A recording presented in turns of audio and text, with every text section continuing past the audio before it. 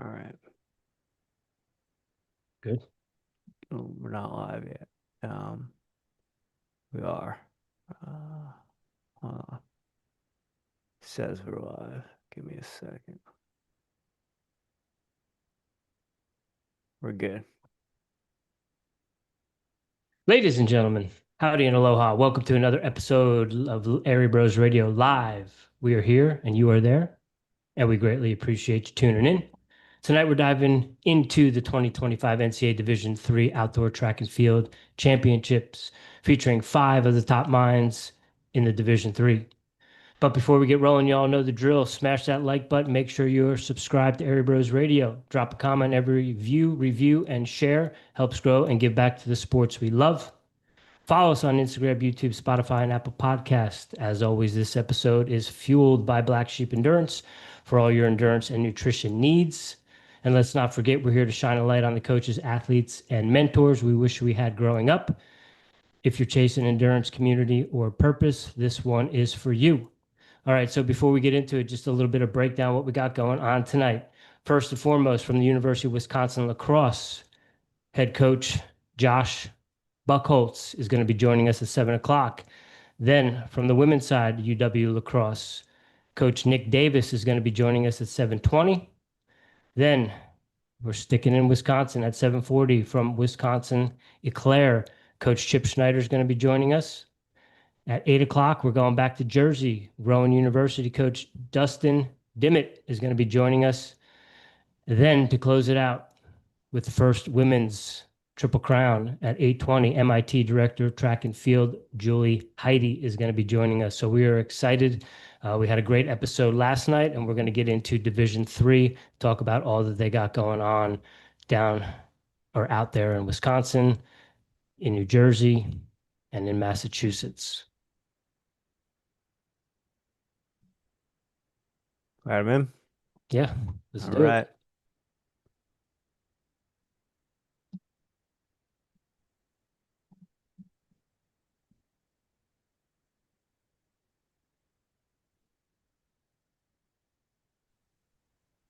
Hello. Coach, how you doing? Doing great. Doing great. Coach, we are excited to chat with you tonight. Thank you for joining us. We had a great episode last night breaking down the Division II championships with some of our friends that we've had on. And so we are kicking it off first with you. Triple Crown. How was Great it? year. Great year. You know, talking with it all started back when the cross country guys reported to campus and having them come in with that, just kind of knowing that there was something special on the verge of this season, and reassuring them that there was going to be the ups and downs of the season, but them believing in it, starting off right then and there was kind of what set the base work for our season, and then they took it and ran with it, literally. Well, we're excited to hear about it and break it down. It was fun following along, watching the championships, flipping back and forth between Division II and Division III, keeping my inner track geek fulfilled. But before we go too far, anywhere you want us to send fans of ours or college recruits, if you have any camps or anything coming up this summer, the floor is yours to put out the socials or anything you got. All of our social media, Instagram, Facebook, there's always great. You can always check out our website, uwathletics.com.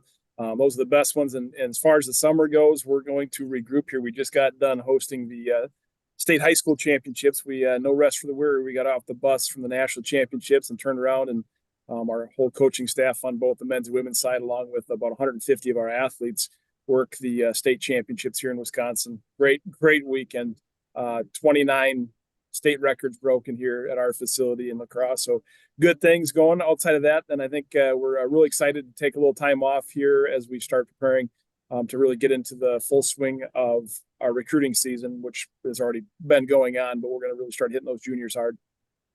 That's awesome. And as Jimmy and I are both Jersey natives, and the New Jersey championships for track and field, they're always bouncing around, and we have some great universities, and we're always wondering why, places like Rutgers or Princeton or even the College of New Jersey don't jump on the opportunity to host that many student athletes on campus. So it warms my heart to see that you guys are here, that you guys are doing that. And I'm sure in and of itself, that helps with recruiting a bit too.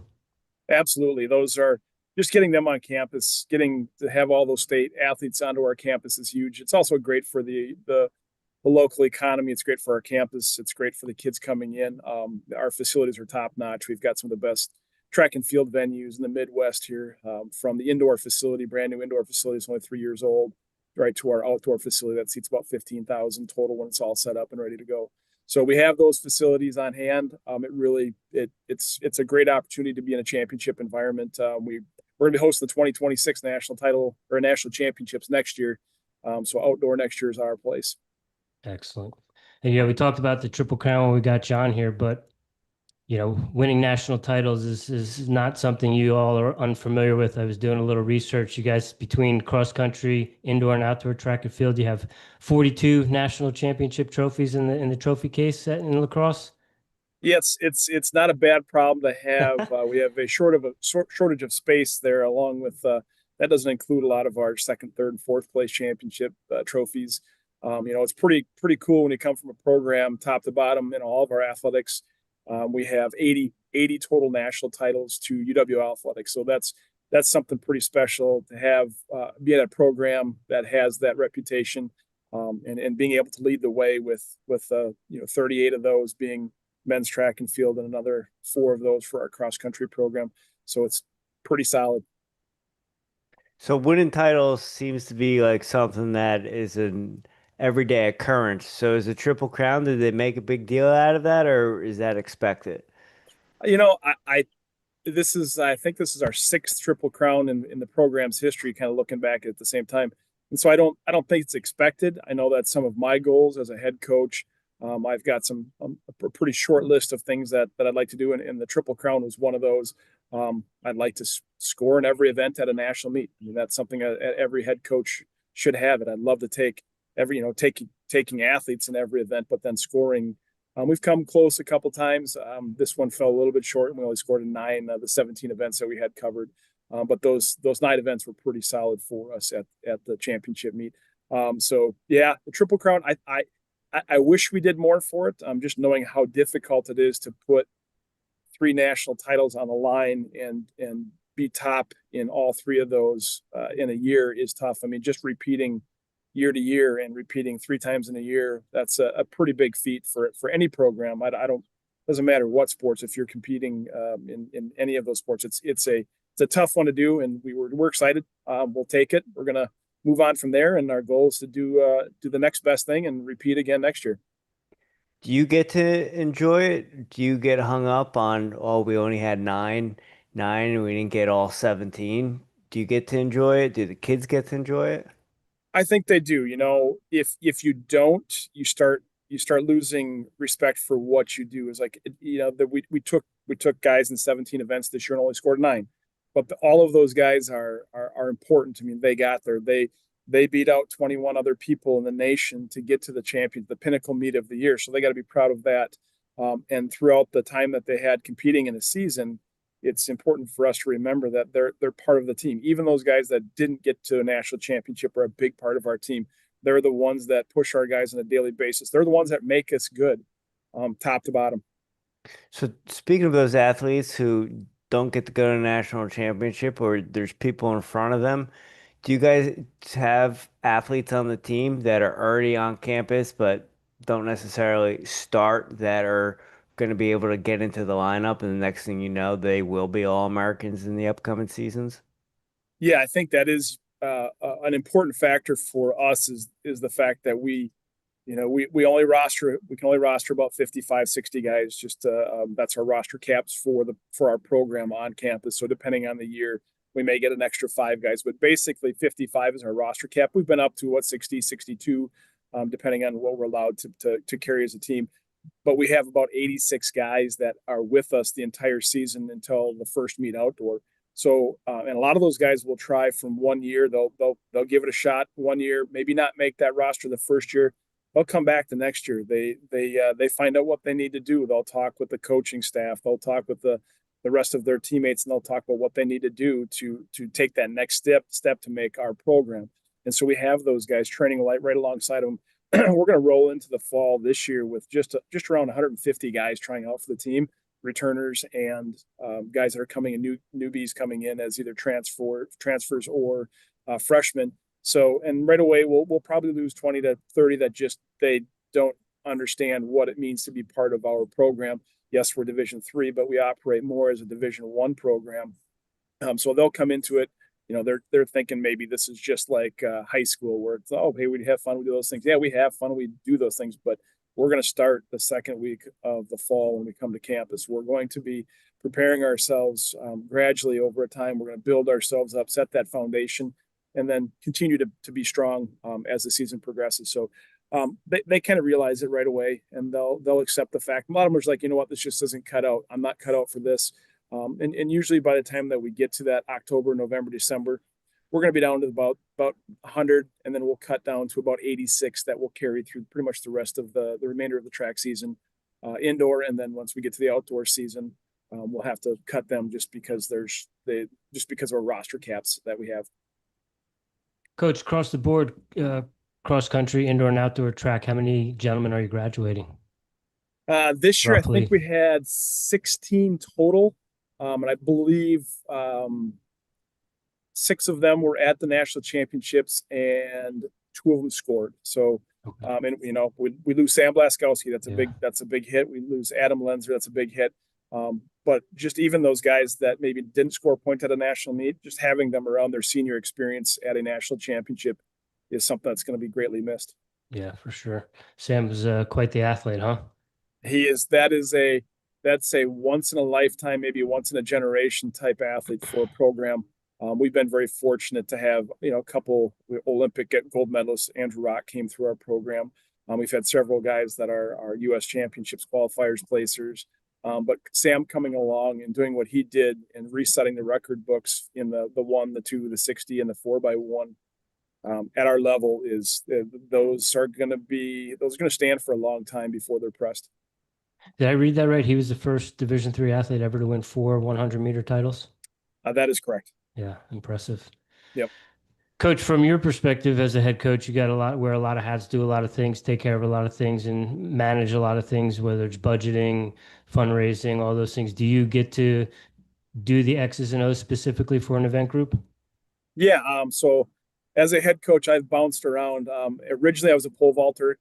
I pole vaulted in high school, pole vaulted in college. But when I decided to take the ranks as a head coach, that one of the first things I had to realize was that I'm going to have to fit in whatever's best for our program. And so one of the first things I did is I had to give up my passion of pole vault coaching. We had this was back when I was coaching up at another institution in the state system. I was fortunate enough at 23 years old to get a head coaching position. Went Wow. up there and I looked at that and I said, I've got a good pole vault coach here. But what I don't have is a sprints coach, a quarter milers coach. So I was very fortunate to have my head coach, Mark Guthrie, very storied, very long tradition that he's had in track and field, and not only UW-Eau, but across the United States. But had him, so hitting him up for some information on, hey, I need to coach these quarter milers. I need to learn how to coach sprinters. I had some basic concepts of it, but as a pole vault coach, I had a good learning curve there. I had to coach cross country my first year up there. So that learning curve, I was fortunate enough to get a guy to the national meet my first year coaching the cross country team up at Stout. But then just through the whole time that we have, I'm going to coach everything. I've coached pretty much every event except for the throws. I've coached the pole vault, the high jump, the long jump, triple jump, sprinters, quarters, hurdlers. Right now I'm the hurdles, the short hurdles coach, assist with the long hurdles, and fill in as needed outside of that. So trying to look for something that isn't fully time consuming, so that way I can invest as a head coach. I can invest in the entire team. Coach, question we love to ask all the head coaches: who gets to do the expense reports?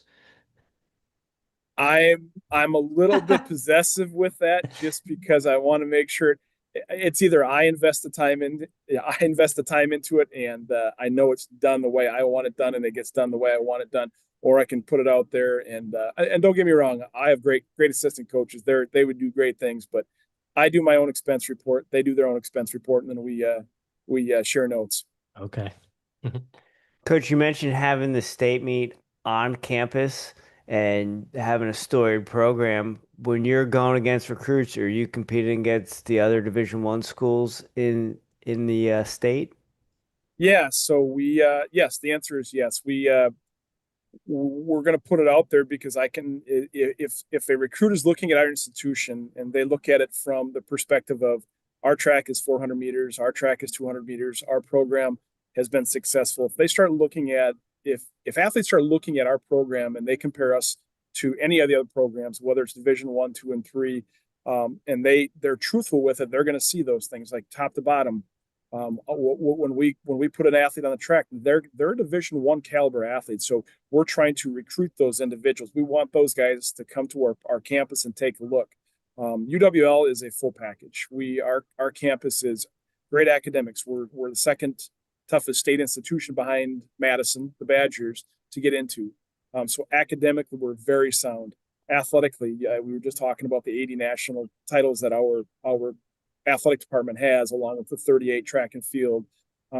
That's a good sell point. So if you look at these things and you put us up against a lot of Division I, you look at our top 10 lists that we have out there, there's a lot of Division I programs that would be very envious of having a top 10 list like ours. When you've got a 44.66 guy running the 400, that's our school record. You got an 18-foot 2 pole vaulter. You got a guy that ran 10.04 in the 100. You start putting those are the top ones. But then you start looking at those number 2s through number 10. They're right there. They're not that far off. Again, these are Division I marks. They may not be SEC top quality, maybe some of the Big Ten, but we're going to be hanging with some of those big dogs, those D1s. And the one thing being from New Jersey that we always hear is Division III, you can't get money. How do you guys compete in those aspects of things? First thing that comes down to it is in the Wisconsin state system. Either if you're in state or you're in Minnesota, it's very reasonable. The cost of tuition is very reasonable in Wisconsin or in Minnesota. A lot of these states, even the out of state tuition is becoming reasonable as well. We're starting to see an influx of athletes coming from Illinois because the out of state tuition going from Illinois into Wisconsin is getting pretty close to what in state tuition is. So we do see a lot of those, and if they're looking for a good education and a good athletic opportunity, then we're right in the mix there. The other part to it too is, like a Sam Blaskowski or any of our athletes, our top end athletes. I think the biggest question some of these athletes have are going to be, hey, I want to see big competition. That's one thing that we guarantee our athletes is like, if you perform at a level where we need to get you to a national meet, we're going to get you to a national caliber type meet or a big meet. We're going to sending Sam down to Florida, to California, to the U.S. Indoor Championships outdoor, sending our distance squad out to Boston to run on the big bank tracks out there with some of the big distance. We're going to do those things. I work really hard. I work with a lot of our alums and a lot of our donors to make sure that we can fund those trips. And we're always excited to have that opportunity to go, you know what? We're going to drop that price tag on them to get them to a big meet because they've earned it.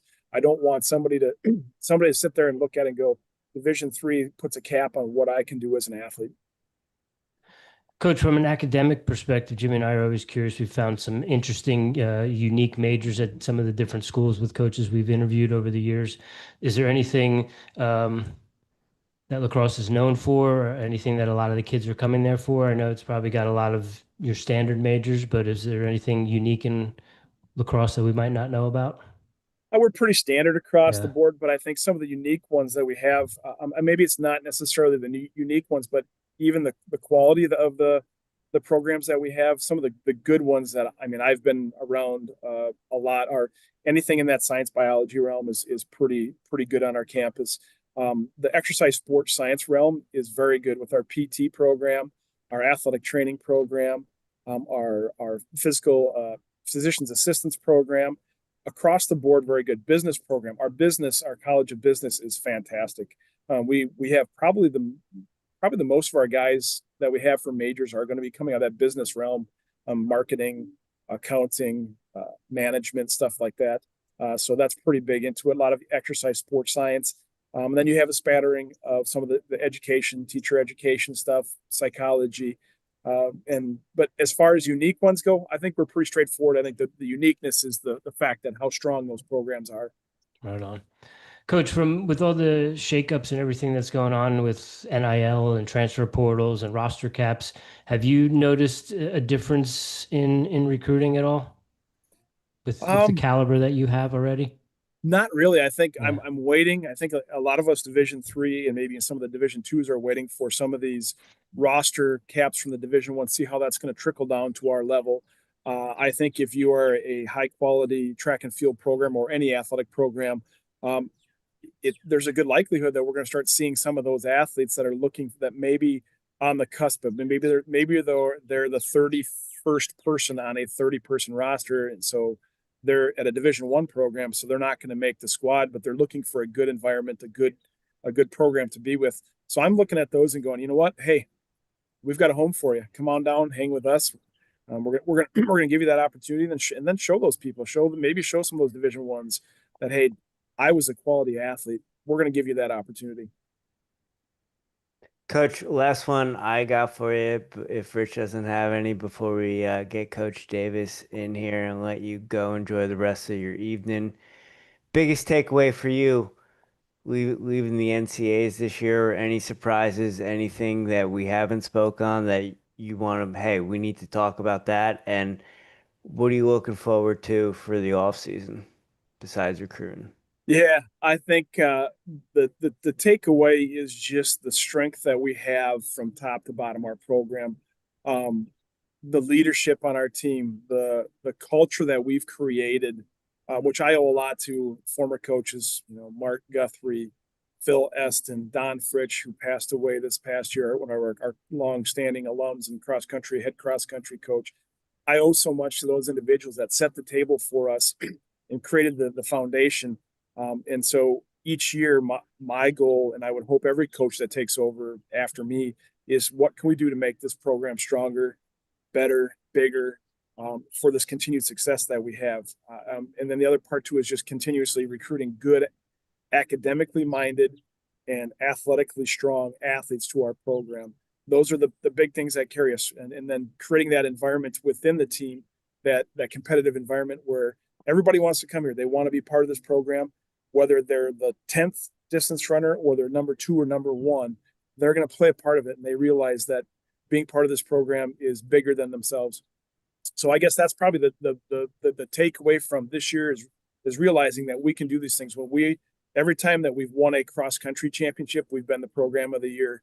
So that sets the table for it, and knowing that kind of falls in with the way I want to operate, of trying to create a full team, but having those strengths within those areas.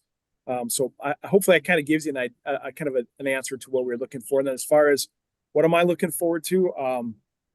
I'm looking for a little bit of downtime, and then kind of maybe a unique thing is like I've got a band. We're in a band, so we play around Wisconsin, and so I was just on the phone here setting one up before I talked with you guys with a gentleman by the name of Chris Cruzy. So we'll be opening for him at a small town fair in northern Wisconsin coming up here on July 26th. So I've got that. It's me, my dad, my brother. It's my college roommate and my best friend from high school. So looking forward to that. I live by a golf course and I love mowing grass. So I mow greens in the morning, and so I'll get up and do that. That's a little therapy when you can sit on that lawnmower and listen to the sports talk radio, or listen to a podcast, or listen to you guys in the morning, and just catch up on some things. But for 4.5 hours, it's just me and the greens and the fairways.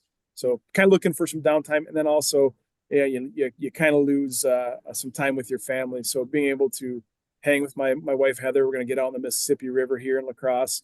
My daughter is big Lake, and she's big into theater, so she's got some productions that's what she's going to be part of. And my kid, he's the lineage of my family as a pole vaulting has pretty much gone to the wayside, because he's going to be a discus and shot putter. He's about 6'2", 220. So ain't going to happen in the pole vault world. So that's kind of what I'm looking forward to. Coach, is there anywhere we can listen to your music? You can check us out because we're boomers, or not even we're any of that. You can check us out on Facebook. $3 and change on Facebook. You can see some old footage there. It was just a passion that we've had. I laugh because it kind of started as a joke when we started the band. My dad was a professional trumpet player and a music teacher, and so he kind of told the rest of the guys, like, "Hey, we're going to start a band." I'm like, "Okay, whatever." sure enough, he bought himself a bass guitar, taught himself how to play. My roommate, my college roommate, I used to sing karaoke at a local bar in La Crosse. And so we would go in, we sang exclusively Jimmy Buffett songs. So we would hang out, sing Jimmy. We were known as Jimmy's son. So we'd go sing there. My brother and our drummer, they went to school together. And so it kind of all worked out. Next thing you know, we played some gigs, and we were up at one point, we were up into the 20 dates a year. And now with my dad who's pushing 75 and the rest of us not getting any younger, those long gigs and multiple days take a toll. So, but it's fun. I mean, I get to hang out with my best friends and my family. That's amazing. Coach, you mentioned cutting the greens. Do you play as well? I play, but my the way I look at it is because I'm such a horrible golfer, I get to see all of the golf course. So as when I work on the golf course, I know what needs to be mowed, what needs to be trimmed, all those things. So I I am not a good golfer. I enjoy golf, but I enjoy doing the maintenance of the golf more than my golf game. Okay. And the last one I got for you, Coach, 42 national titles, a triple crown. Has there ever been a back-to-back triple crown in UWL history? There has not. And All right, let's go. That's the next goal. That's the next goal. There's a lot of people. It's hard. It's hard. Oh, I'll When bet. you know you're gonna get everybody's best every time that they go after you. It's tough, and just to keep that mindset, and that's where I got to trust my staff. I got to trust my leaders on the team to say, hey, we got to keep this going in the right direction. That's the next goal. You just can't sit there and enjoy what we've already got. We got to look for the next big thing. Awesome. Well, we're looking forward to it. We'll be supporting y'all next year with the maroon and silver, and hopefully we'll get you back here next year to congratulate you again and recap everything for the year. Love it. Love it. Thank you guys for what you do for the sport. Yes, sir. Absolutely. Enjoy your time. It looks like a beautiful day there in La Crosse. So enjoy your R&R and have fun playing with the band. Will do. Thank you. Take care, Take Coach. care. Yeah. Ladies and gentlemen, that was Coach Josh Buchholtz, and now we have Coach Nick Davis joining us. Oh, Coach, you got the memo about the beard. Good, good, good. Coach Davis, how are you, sir? I'm doing well. How are you? We are well. We appreciate you taking the time out of your day to join us to talk about the program and the national championships. Before we get too far into it, anywhere you would like us to send the fans, anywhere you'd like us to send recruits, if you have any camps coming up this summer, the floor is yours. No camps this summer. We usually do those right in between our indoor and outdoor season, right before the high school track and field season gets started. But yeah, no, just on the recruiting trail at this point in time, and out there gardening and watching my kids do things that I don't get to see them all that much during the season. So we're trying to maximize all that time. But sorry, nothing crazy No on worries. over the summer here. Cool. Before we get into it too, I got a little through line for you, Coach. You doing a little research today. You spent some time at Marquette, yes? Yes, I did. Did you happen to cross paths with Coach Mike Nelson at all? Oh yeah, most definitely. Okay. He took over. I was a alumni at Monmouth University in New Jersey, so he Oh, had excellent. a nice little stop there for a couple of years, won a couple conference titles for us, and now he's at Dartmouth. So I had the opportunity to meet him once or twice, and I saw that. I figured I'd put that out there. Mike and I are good friends, but the complete opposites of one another. He is a very clean cut, not a hair out of place type of person, and as you can see, I'm not not so much. Right on. So, Coach, how did it go? Tell us, break us down for us. Was there any surprises? Everything go according to plan? We've heard from the Division II coaches last night that nothing ever goes according to plan at that national. So, how'd it go for the ladies?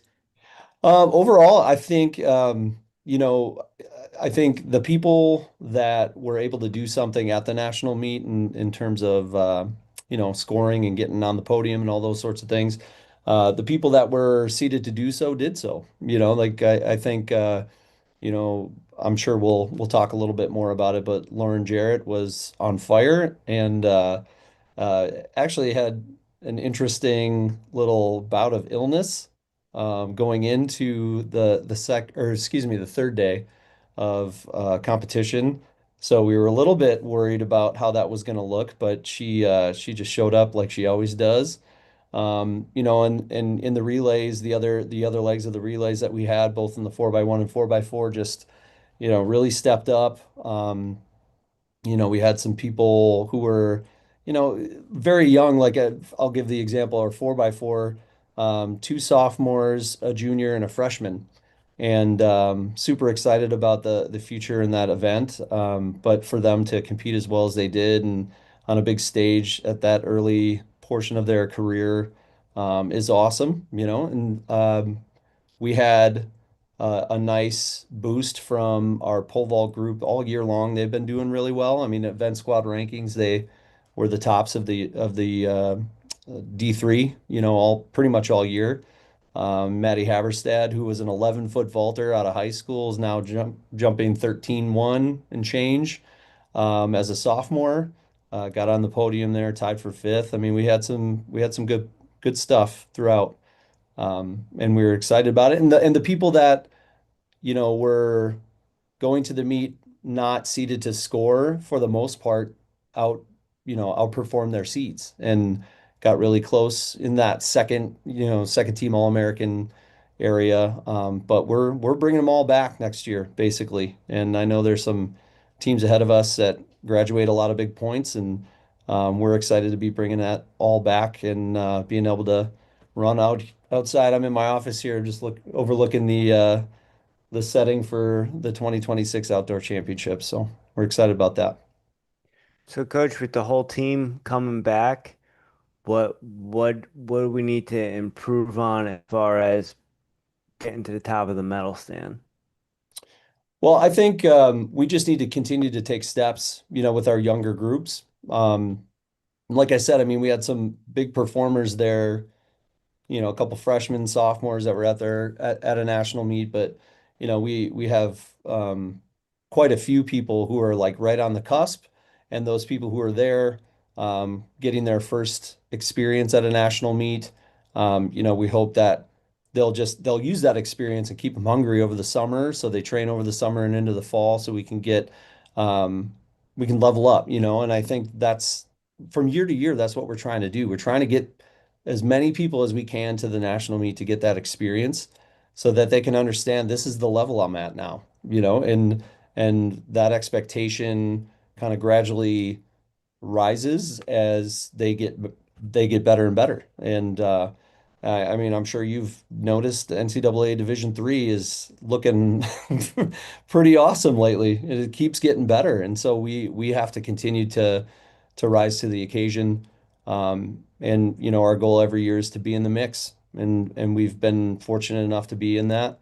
But we got to keep doing the work, keep putting in the time and dedication to make that happen. Taking those steps, how much is that better performance? How much is that is mental? How much of that is lifestyle? How much of that is maturity? Great question. I mean, all of it, right? Like it's all intertwined. I think, as the head coach of this program and what I believe is probably the best coaching staff in the country, I feel like we do it the right way. We emphasize culture, connection, development, and not just on the track and in the field, but interpersonally and just in each individual, like really working to be a better version of themselves, and so with that, I think, the training is there. I think they're dedicated to what we give them in terms of their training.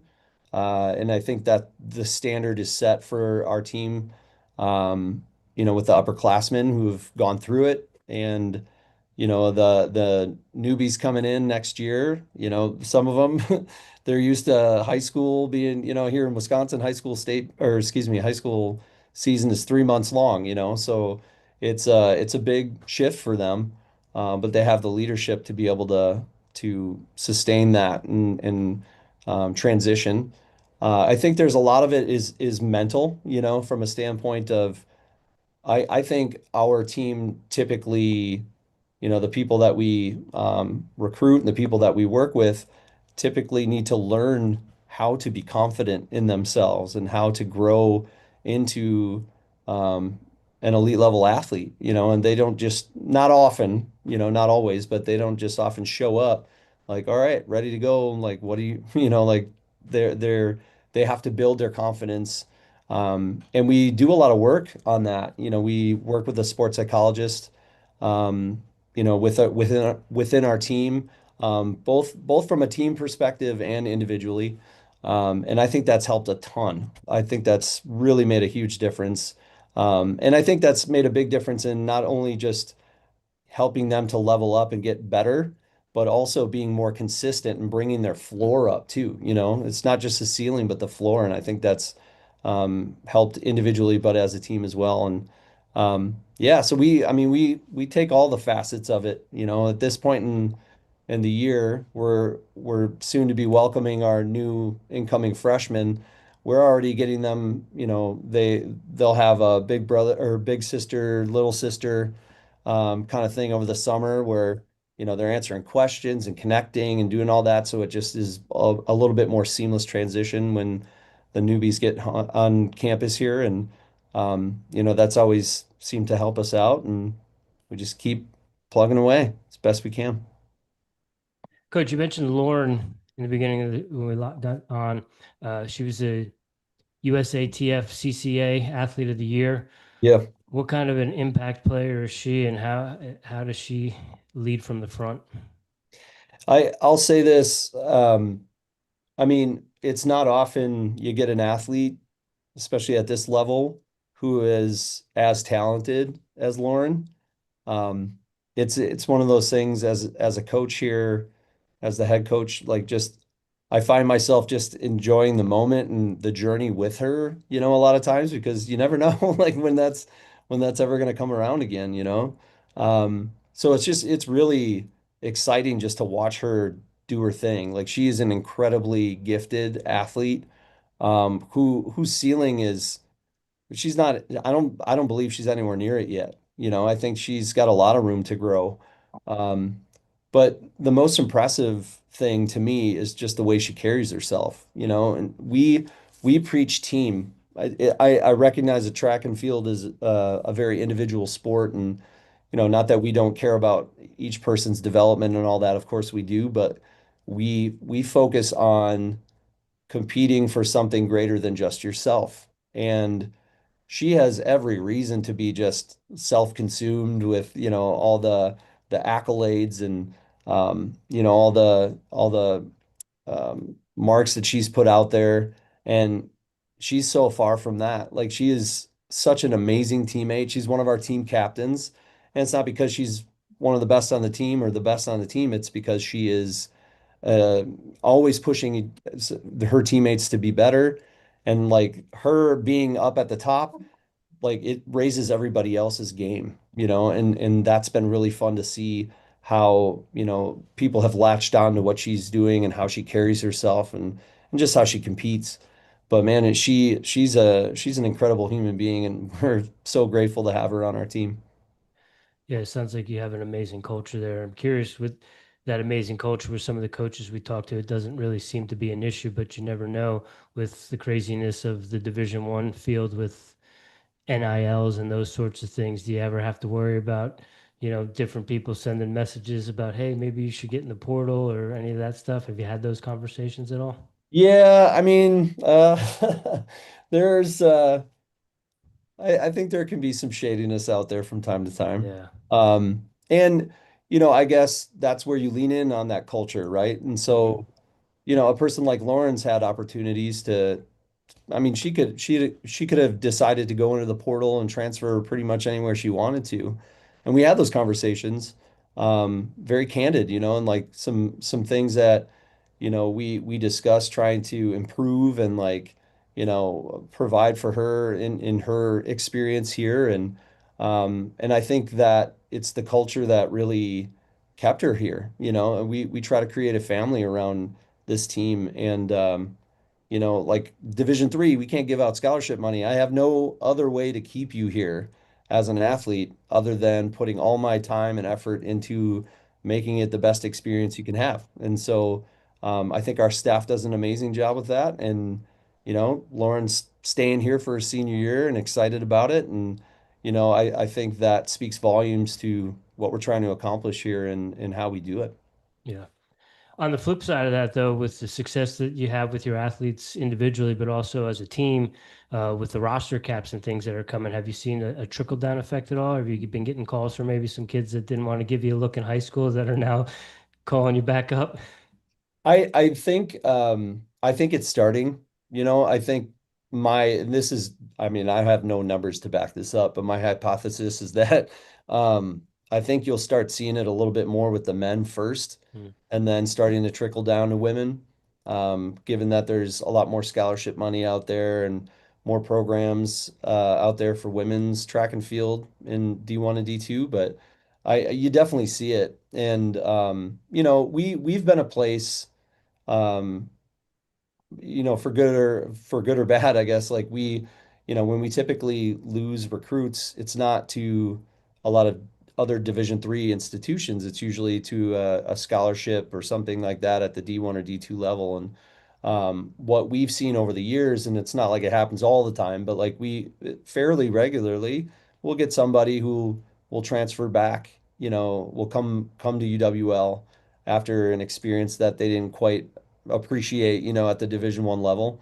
And so I think that really, that's where the recruiting process is really important is, even though we might lose out on some of these recruits and they're, when they go up to their freshman year, sophomore year, like some of those kids will come back. And, we try to leave the door open and keep the possibility there. And certainly, the transfer portal is um, interesting, like you're shopping around for people who, just want a different experience. But I think it's if somebody chooses to go to a D1 school and then realizes that what they thought it was going to be is not what it is, they're going to think back to like, oh man, but I really enjoyed UW La Crosse when I visited and when I met with the coaches, and maybe that's an option. And so we've benefited from that over the years, and I anticipate that that will continue. Mhm. Coach, one last one I got for you. If Rich doesn't have anything, with the season that the men's team had, Triple Crown, do the women get to enjoy it or do they get overshadowed with the men's performance? Good question. I feel like we do our own thing. I feel like we appreciate the success that the men's team has had, and that's something that we continually push toward.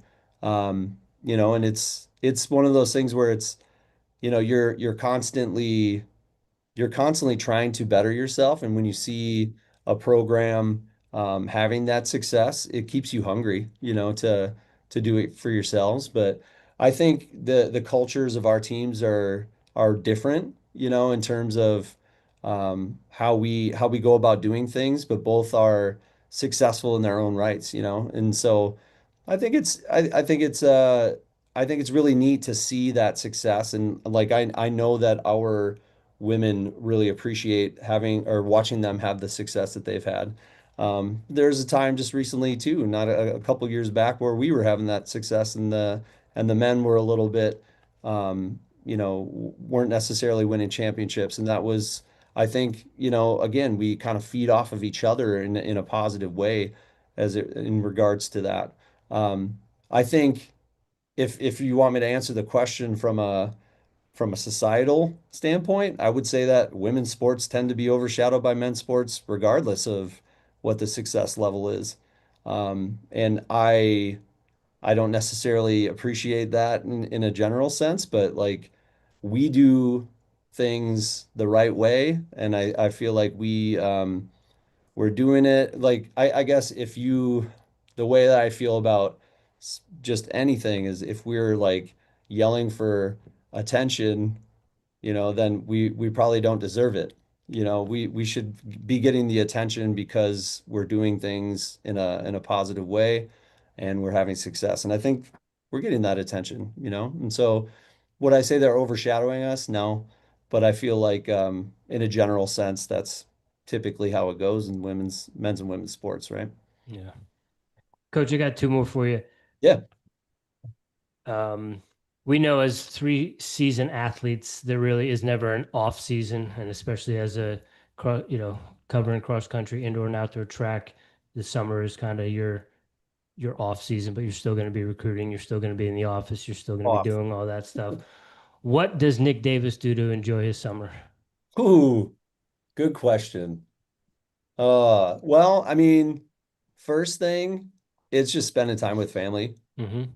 more consistently. My son plays soccer and loves it, and it's an opportunity for me to actually go to a sport that's over in 90 minutes versus like 8 hours, which is pretty great. But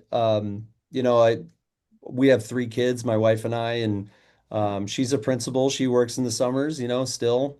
And I get a lot more time with the kids. I personally, I'll be on my bike as much as I can. Um, People think just because I'm a track coach, I like to run. I do not like to run. I was a former high jumper, so I'm like, I'd rather get on a bike. And in Lacrosse, there's so many great mountain biking locations and like trails and things like that. So I get out and do that. Um, but mainly, I mean, it's just the time I get to spend watching my kids grow up and being a part of their lives and um, you know, reconnecting in some ways with my wife as well because how it can be when Yeah. I'm gone for 5 days at a time at a national meet and she's taking the brunt of everything. It's pretty nice to be able to spend some time together. Right on. And I think you were a school record holder in the javelin as well, weren't you? I was at one point in the high jump and javelin, yes. Yeah. That's amazing. That's two combinations you don't necessarily hear all too often. I'm curious, Coach. Last one I got for you is a little lighthearted one for you. I'm curious of your beard care products. Do you use a balm? Do you use an oil? Do you use both? What's your product of choice? Oh man, that's a great question. I actually have gone recently um, to oh, gosh, now I'm gonna forget what it's called. Um, oh, it's like a castor oil, Mm-hmm. and I've been using that, Yeah, and me it's too. phenomenal. It like changed the game because I was like, trying to find the right beard oil, and it's like, this smells too like I don't know, just smells too fresh, man. It's not my style. And the castor oil is just like really gets in there, man. Just Yeah. really gives it some malleability, I think. And like you caught me actually. I don't have anything on right now, so this is me au naturel. That looks good. And great minds must think alike because I recently started using a combination. I have castor oil and then there's an oil out of Honduras called Banta oil. Yeah, It's supposed to be really good for thickening hair. So I'll do a little combo, a little like 60/40, and I'll put that in there. And then if I want to go out or something, I might throw a little essential oil in there. But very nice, man. You put way too much work in that. I'm just like whatever. Here, I'm not married with 3 kids. I got to put in a little bit more work. fair enough. Fair enough. Coach, thank you so much for your time. Rich, I think we're gonna have to make a trip to Crosse after the past 2 guests we have, and I'm pretty sure they have a good wrestling team too. So we're gonna Oh have to yeah. make a trip at some point, do some coverage. I mean, nationals are going to be there next year. We're filling our calendar covering the national meet. So, Yeah, man. It's a great place to be, great place to visit. Come on down. all right. Well, we appreciate it, Coach. Enjoy your summer. Enjoy your time with your family. And we definitely look forward to rooting for you next year. Thanks, guys. Take Care. Have a care. great night.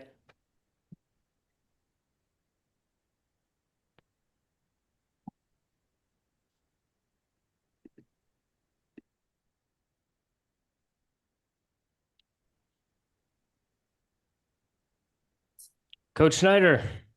How you doing? Good. How are you, sir? I am good, thank you. Well, we do greatly appreciate you joining us tonight. We're excited to hear about the men's and women's program and their success this year. But before we get too far into it, if you have anywhere you would like us to send the fans, anywhere you'd like us to send recruits, maybe you have some camps coming up this summer, any socials you want to put out there, the floor is yours. We do have a distance camp that our distance crew puts on middle of July. So if you go to bluegolds.com, everything's on that site.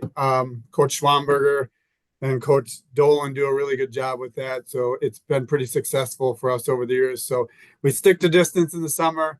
I come in and help out a little bit, but obviously I'm more of a sprint guy. So I try to stay in my lane as much as I can. Is that an overnight camp? It is. Yeah, They cool. come in on Sunday and they get out here on Thursday. So they're here for a couple days and get get the whole 9 yards, get to see everything that UW-Eau Claire is all about.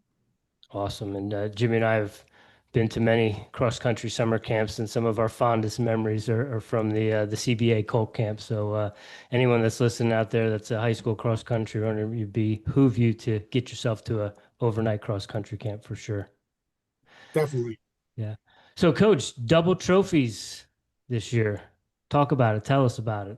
Yeah, it's been a while since we've been a double trophy team. I think 2015 was the last time. It's always good to have a trophy in each hand when you leave a championship, because there's so many things, especially when you're dealing with two different teams, that have to go right. Because there's so many things that can go wrong, to be honest. But yeah, this was one of the years that I left a national meet where I felt like we probably performed to the highest standard we could for what we could with our teams. Second place and fourth place for the men and women respectively were really good for what we had and what we were coming in with. So there was no, I had a lot of people, and we've won with the men 5 times, and I had a lot of people who were like, "Oh gosh, are you disappointed?" I'm like, no, not really. That team that beat us this year was definitely the team. They would have had to, get food poisoning or have the bus break down for us to probably beat them this year. So yeah, we were really pleased with both genders this year. Coach, what has been the key to, since 2015, getting back to those double trophies? Yeah, you ride these things, and you've been in the business long enough that, we've been really consistent with our men for the last couple of years. And we've had a little dip with the women, which is odd for us, because when I first came in here, our women were the group that kind of led the charge for us.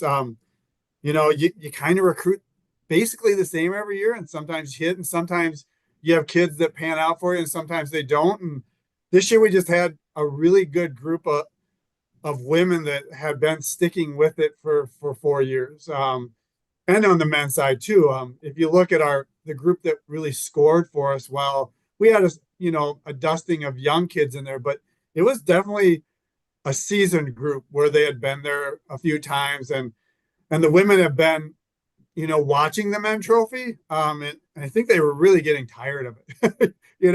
We're in the same meetings every week, and they see it every week. So it's not like a secret of how to do it. They get to see it. And that was their goal. We want to be a trophy team too. Not that hasn't been the goal in the past, but some years you don't have the horses to do it, and it, and it's going to take somebody really surprising you or somebody falling apart from another team to have it happen. But for us this year, we just had the right people, and the right people showed up on the weekend. You said you left the Nationals knowing that your teams did as good as you thought they could do. That has to go a lot into training, a little bit of luck, but a lot of the training, a lot of the structure. How do you think you did that? And give us a little inside tip on that. Yeah, we kind of pride ourselves at Eau Claire of being a team that usually shows up at the national meet. If you look at where how many points we're supposed to score and how many we usually score, we usually tend to be a team that will score well compared to what maybe we are on paper. I think a little bit of that, and maybe a lot more than I want to give credit to, but we really train to the national meet. I think there are a lot of schools out there that train a little more towards the conference championships. That the conference championships is where they really put their emphasis, partially because conference championships deal a lot more with the bulk of your team.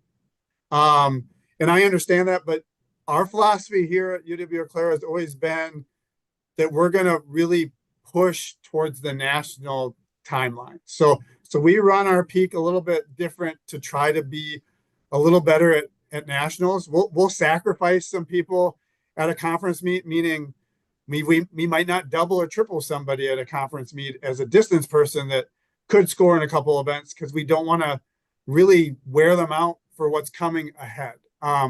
That's always been our philosophy. I've always said the national trophy is bigger than the conference trophy. So, and to be honest, and I hate to say this, winning nationals for us or placing high in nationals has been a little bit easier for us than winning a conference title. There's a team an hour and a half to our south that you just talk to two other coaches that they're so deep sometimes that you're like, gosh, am I going to have enough kids in every event that's going to score 3 or 4 people in an event to actually have a chance to beat them at a conference level? Is where, you've seen people win a national title with 8 people. Like I remember way back, I think UW River Falls won back in like 2005 with like 4 women that scored, so you got a better chance to do it with fewer. So, sometimes you play to your strength. And that's been our strength. Event-wise, Coach, what were your strengths this year? What were the big events at nationals for you? On the men's side, our throwers were incredible. Having Jacob Ekwe, scoring 3 events, we win the shot put, we win the discus. You place 2 guys in the discus, you place 3 guys in the shot put at a national event. That was big for us. It was nice to have on the men's side 2 freshmen place in individual events, which are individual events I feel like are tough to place as a freshman. We had a freshman in the pole vault and a freshman in the 400 hurdles, which tend to be events you see a little bit older people in because they're very technical events. So that was like a nice boost for us. Having Sam Verkerke do well on the men's side again, because he's been a national champion. He's had his ups and downs. Some years he's been great. Some years he's been really down for us. He was good for us. On the women's side, going second and third in the heptathlon was huge. The woman that was second, it was the first time she'd been an All-American in her last ever championship, and being third. And then again, we had women in the throws that were, really good for us again. We've had the same throws coach since I've been here. And we also have 2 other throws coaches that help him out. I'd be remiss to say that I don't think most schools have 3 throws coaches. One of ours is Roger Steen, who wasn't even in the country during the championship. He was over, throwing in a Diamond League meet. So not a lot of people get to see that every day at a Division III level where one of their coaches is, ranked in the top 10 in the world in their event. Coach, you said you've been in the business of coaching. You're a seasoned vet. You've been in it for a while. Is there anything from the nationals or this season that you learned or was a new experience for you? If you don't learn and you're old, you probably aren't paying attention. The thing that I think we took away this year, or at least I did, was that it doesn't do me any good to have expectations if the athletes don't have the same expectation, right? We came out of indoor and I thought indoor nationals, we kind of underperformed. And partially was, I think, that we weren't all on the same page of exactly what we wanted to do at nationals. They kind of followed what I was saying instead of me following what they really thought. Because it really comes down to the athlete. I mean, I would love to tell you that I'm the most important person on a track and field team or my team, but it's your athletes that make or break it. So if they're happy, they're going to perform well. And so we made sure that we were all rowing in I hate the term row the boat. I'm not a Minnesota guy, the PJ Fleck guy. But sometimes you can be rowing in the same direction, but you're not rowing all at the same rate.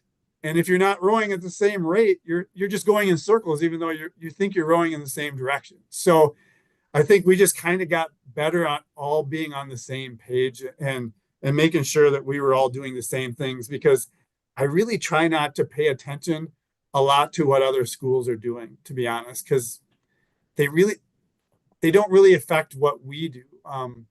If a team has a great meet, so be it. But there's no defense in track and field, right? We're in a sport that you better be healthy and you better be at your best or you're not going to perform. So we're trying to be healthy, we're trying to be at our best, and we're trying to really just lock into what we're doing each and every day, and especially at nationals, not pay attention to what's going on around us. Just pay attention to ourselves, and hopefully other teams are paying attention to us and falling out of what they should be doing.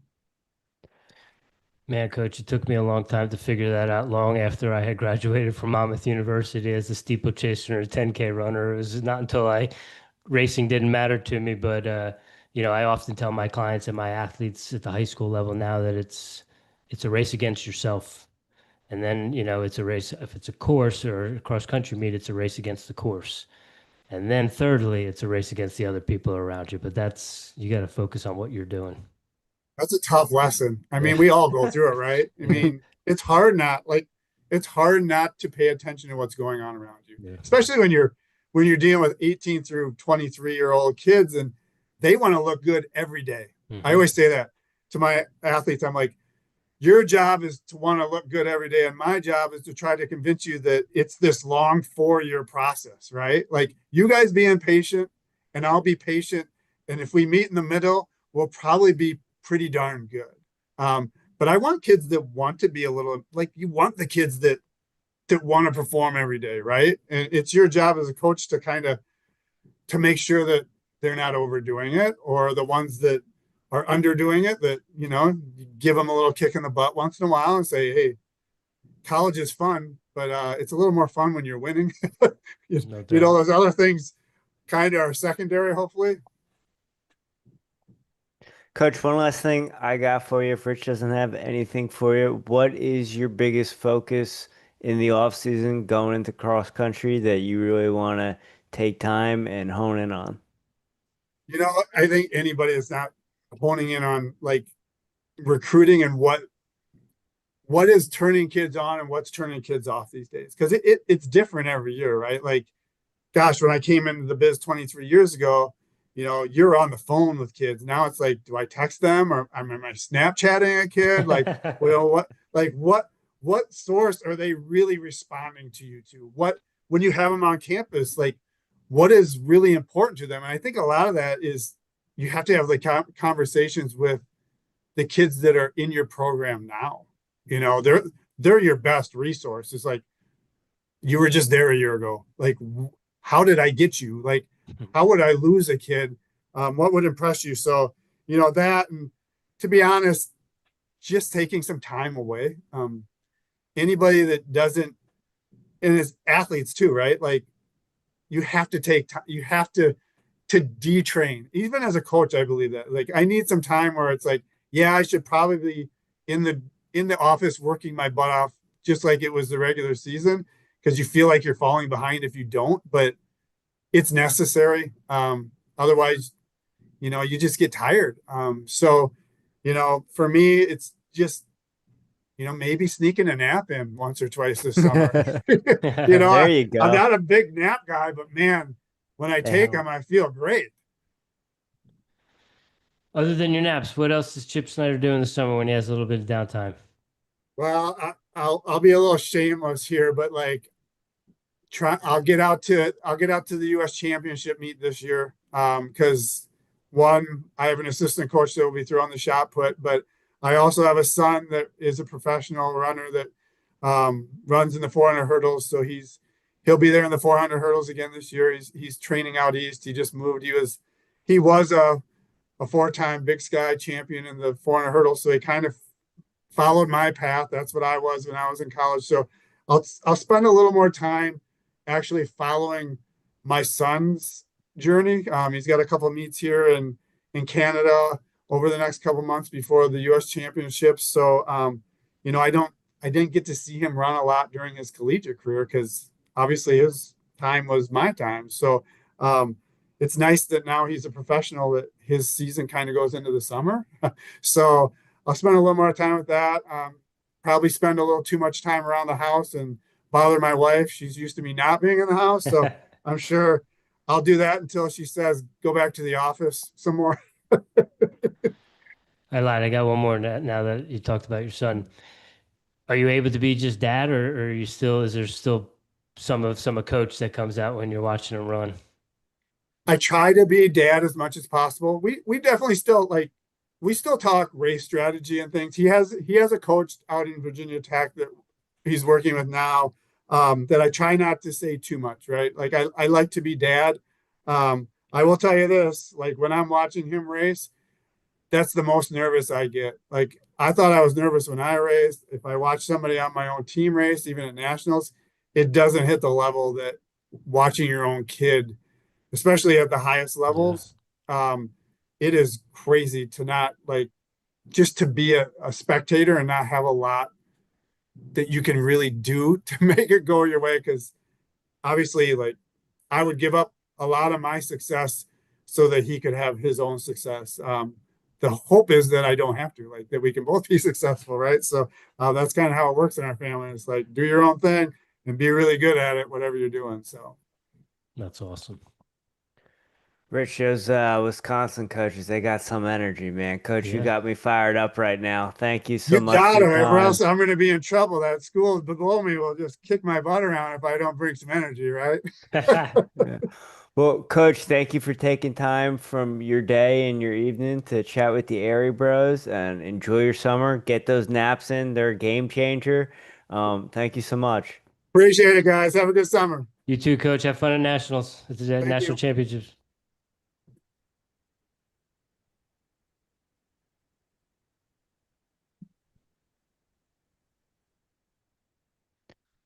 I should have said U.S. championships. He was already at the national championships. Yeah. I think I knew what you meant, I hope but you did. yeah, you said it fast enough. But I said it twice because I wanted to say U.S. championships follow up. Happens.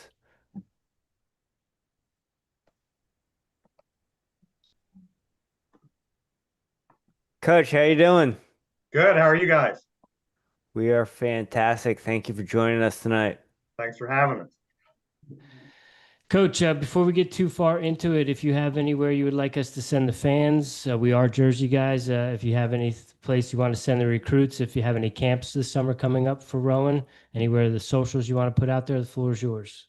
No, I appreciate it. We don't do any of our own, but usually we send people to Vertical Adventures. But unfortunately, Mike Piscuzzo passed away recently, and they'll be back next year. A lot of our coaches participate in that. We have multiple Olympians on our staff, and that's a big camp in New Jersey every year. But hopefully, they'll be back at it next year.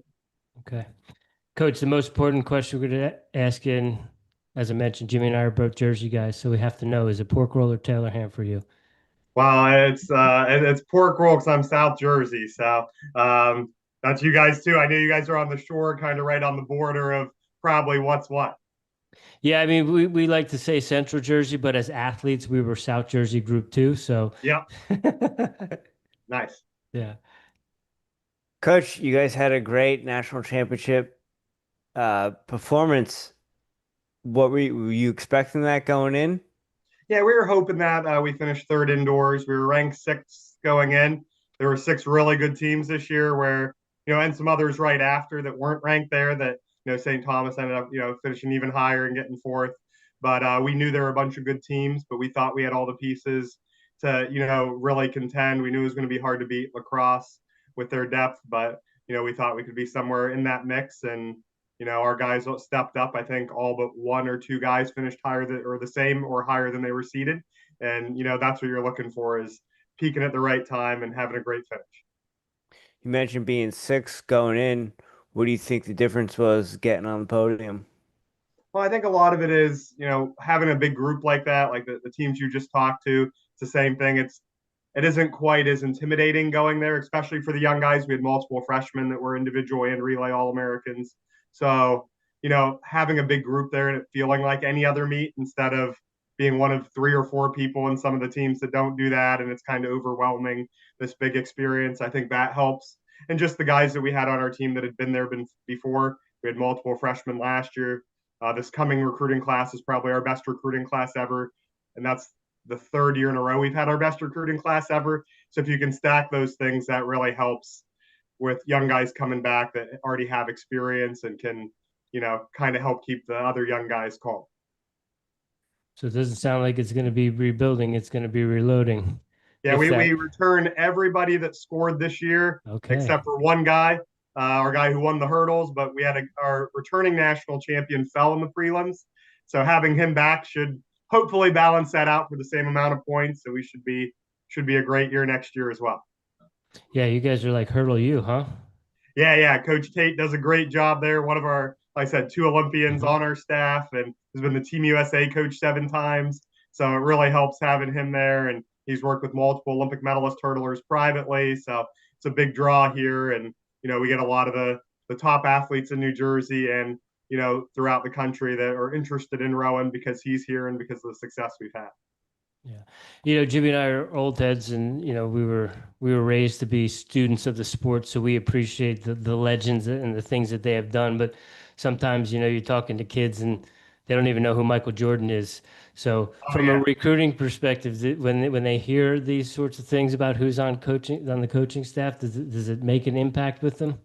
Oh, I think so, but it isn't. Hey, Norm Tate's our sprint coach. It's Norm Tate, who's a U.S. Olympian and 7-time. Milton Good, 1984 U.S. Olympian in the high jump. Used to be the New Jersey record holder for like 30 years in the high jump.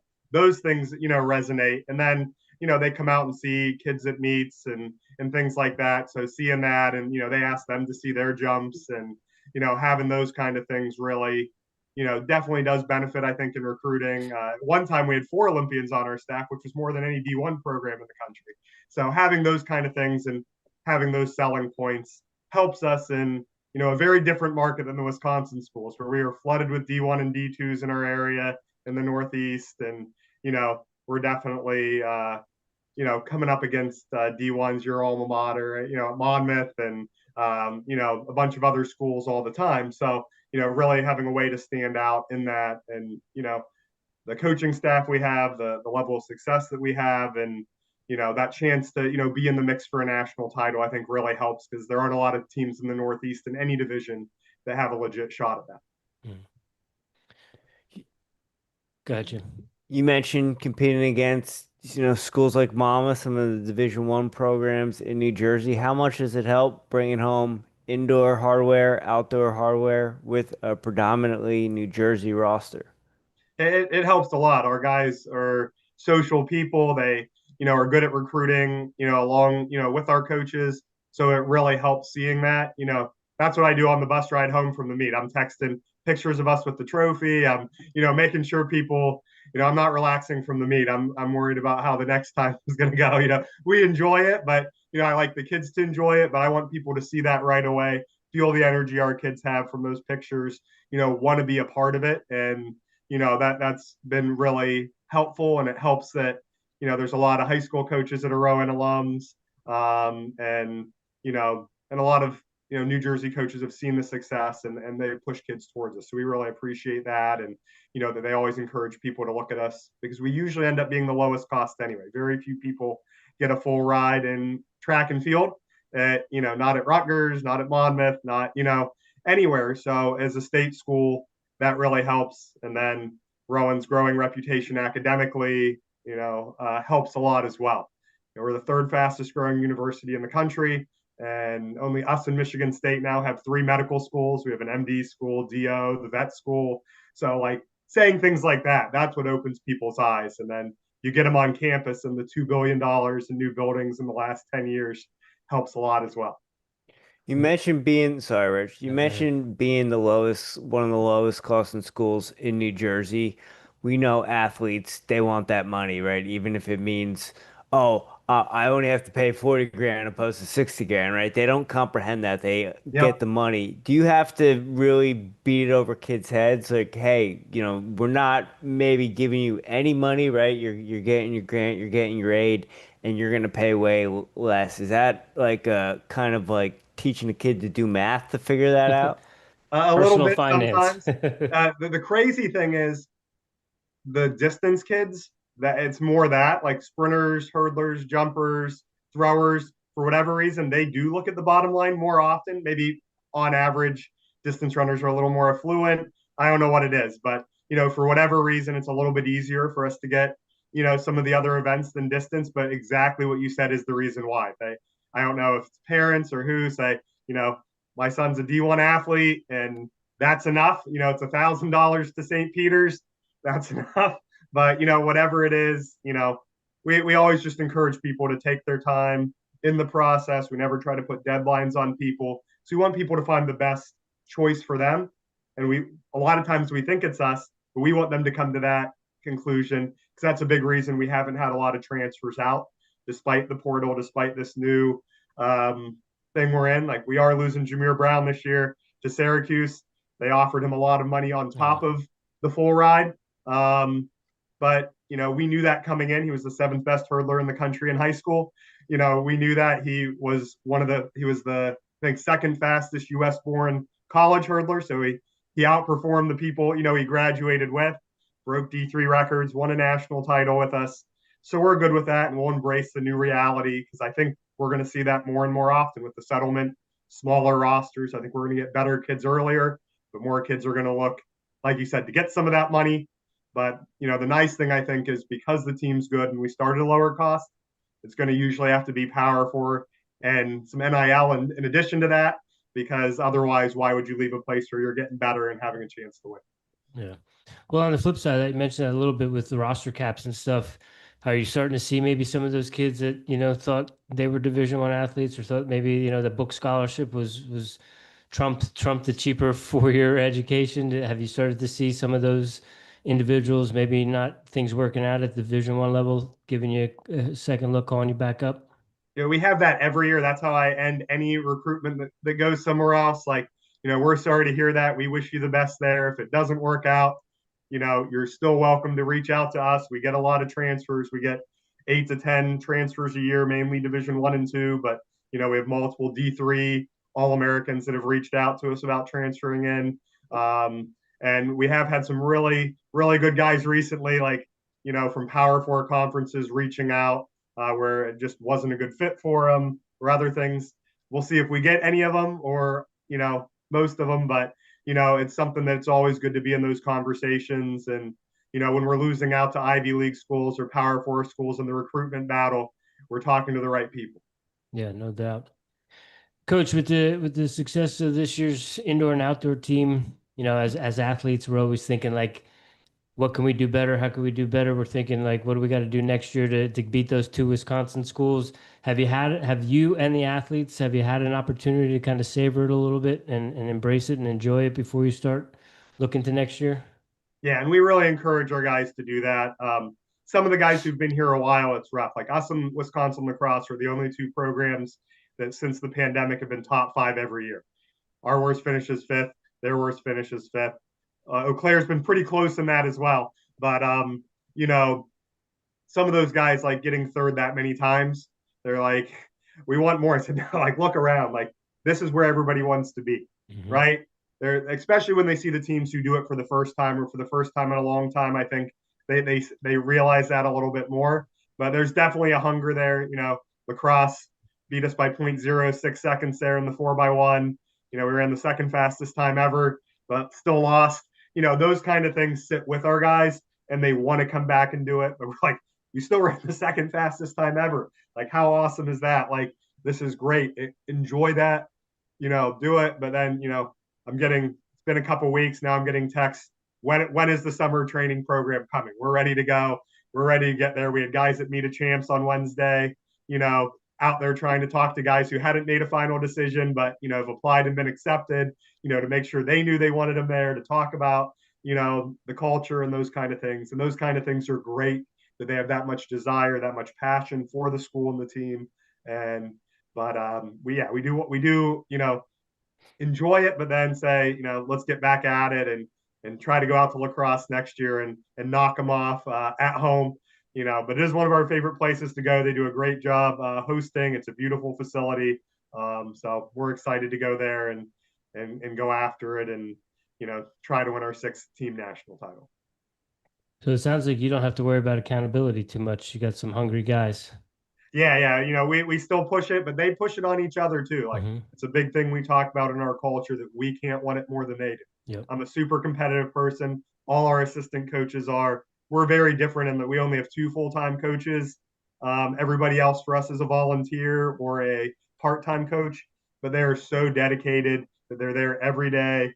And, that passion bleeds over as well. where these people want to be there. They want to be part of it. The majority of our staff has been there the whole time I've been here for 11 years. So that loyalty and things, the kids see it, they feed on it. They, are pushing, like they'll reach out to the freshmen and say like, no, look, you got to start when you get this program, you got to start doing that. You think you want to be on a relay, everybody's been the anchor on their relay that's in the 100 on our team, right? I think we have 8 guys that are sub 1080. So it's like, yeah, like everybody's that guy, but you gotta, be consistent at it. You gotta work hard because, it's a little bit different when you only get to race once a week compared to high school where you can kind of race yourself into shape.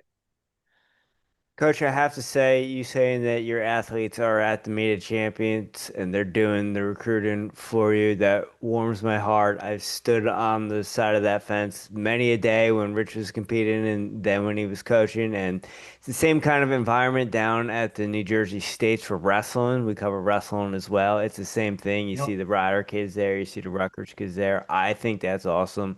We don't live in New Jersey currently, but we have a lot of pride for the state. So we love what you're doing with the team and love to see that Jersey Guns are getting it. They're getting it done. They're getting it done in New Jersey from New Jersey. 10th season there. Had a great season this year. Where does this rank in the 10 years?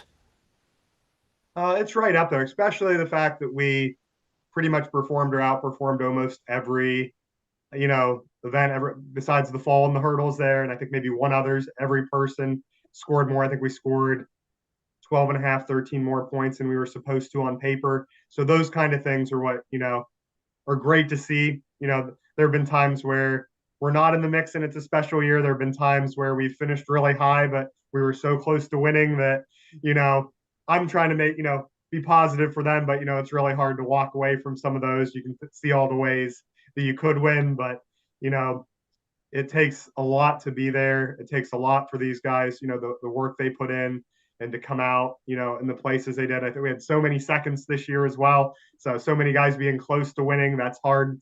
They want to win, but most of them were ranked below that. So it's like, no, you're still, finishing higher. So, but no, it's one of the top seasons, right up there with that. And I think because it was a young group combined with a couple of guys that were here for a 5th year that, came back and didn't have to, but wanted to do it for the team. That kind of mixture of those guys, Nana Agumong for us became the most decorated athlete in Rowan history with his 12th All-American award. Those kind of things are really special, but to see the young guys say, no, like, hey, we want higher than this. We want to do more. We want to get after it as well. Enjoying it, taking pictures on the bus with that, big NCAA trophy, but at the same time, saying who else is coming in? Who do we still need to talk to? Like, should we, like, when's Meet of Champs? We want to be there with you to, help with the new guys, like that kind of, that, I said that energy is infectious. It's a reason we get so many transfers. I think they see that at meets, they see our guys, doing well. They see that we go to a mainly Division I, schedule where we're going to Georgia Tech, Baylor, Clemson, like big meets like that. I think that really helps, some of the things you said, like how do you get these guys to say, well, like all these D1 teams are interested in us as well. But if you go to that meet schedule and they see that kind of stuff and they get those opportunities and they see people are getting better, I think that helps a lot. Coach, I think that's another good point that you raise is Rich and I were both junior college athletes, and I was a Division II athlete for a cup of coffee.